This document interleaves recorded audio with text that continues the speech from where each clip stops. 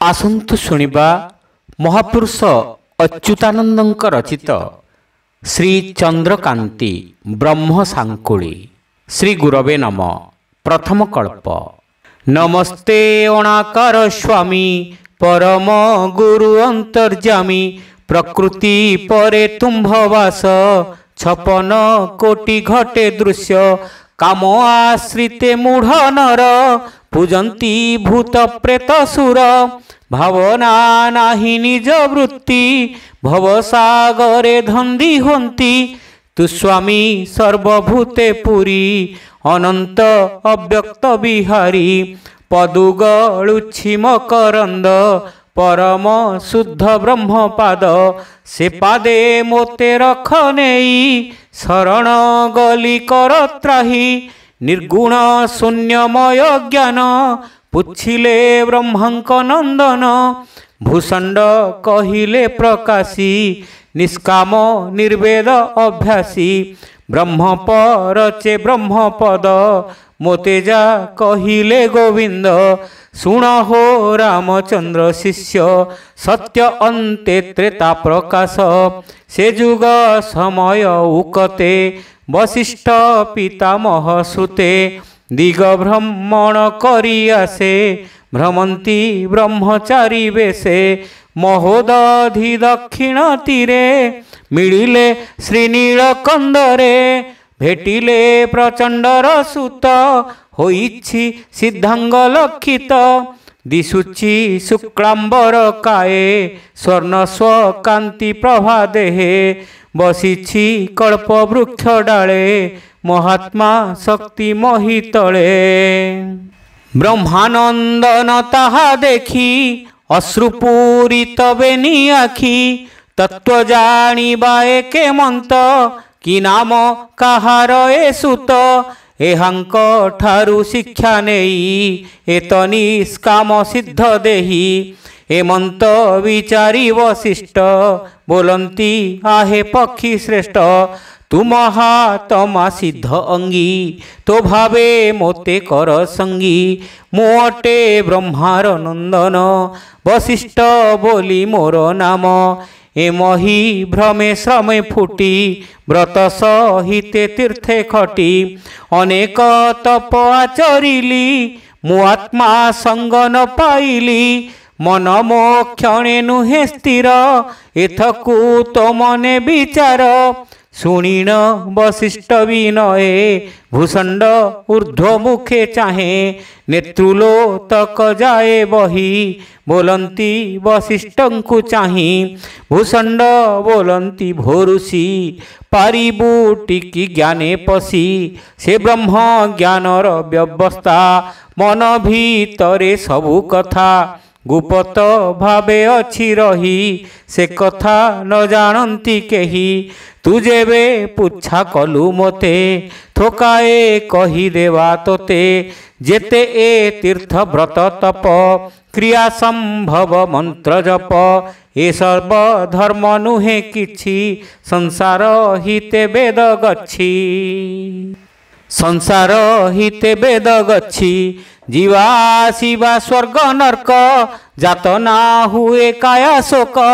स्वकाम कर्मे धंदी होई आत्मा को निरते पीड़ई से आत्मा गति न विचारी व्यर्थे जाऊ अछि सरी सकल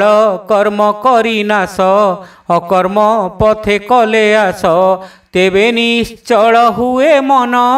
शुण हे ब्रह्मार नंदन भूषंडे चाही कहे मुनि भूपक्षी जीव तोर धनी कथाए पचारई तोते संशय फेड़ी कह मोते केउ साधना तुम्भे कर केमंते होइल अमर काहाकू मने अछध्यायी कह प्रसन्न चित्ते बही शुणी भूषंड कहे ऋषि तू जहा पुछा कलु आसी शुण मु तोते कहिबई मु अछि अणाक्षर ध्यायी कलप वृक्षे आंभे थाऊ भजन करु राउ राउ राउ भजन चित्त तोष न जाऊँ मक्षर पास मरा आ सबदे मिलाई मरिबा ठारे हेतु ध्यायी म प्रसन्ने तो समति राउ प्रापते शुद्ध गति राउ भजन करी कंठे मकु न लगाऊ थंटे राउटी अणाक्षर तत्व ओंकार ब्रह्म सार सत्व ओंकार घेनी सिना देह शुण हो प्रजापति पुआ ब्रह्मादि विष्णु पशुपति जंतु जनमति निमूर्ति समस्ते ओंकार आश्रित धरिछि सकल जीवित धइला पाद जेबे ध्यायी तेबे से अजामर देही मुअणाकार भक्ति साधी मोते प्रसन्न से अनादि मन चैतन्य दृढ़ करी अपान पवन को धरी समान प्राण आदि मूल व्यान पवने करी ठूल उदान वायु धरी पुणी निरोध करई त्रिवेणी बंकुनाळर शिख परे कमार शाल जेउठारे ऊर्ध्वमुखरे करी ठणा महाशून्य रे मो भजना से महाशून्यर विचार सुरसिद्धंकु अगोचर तो हृदय मधे अच्छी ज्ञान तू तोते खोजी कर स्थान से ब्रह्म तो देहरे बंदी मन पवन दृढ़े छंदी जेबे पाइबु दिव्य सुख अदृष्टि भूमि की तू देख अतोली तोली रख तुही अमीय सुधा पाने पी अमाप मापिबाकु जेबे अभक्ष द्रव्य भक्षी तेबे गुपते अच्छी ज्ञान खंड वशिष्ठे कहिले भूषंड शुण हो रामचंद्र एहा तोते मोहर चित्ते दया कहई पामर अच्युति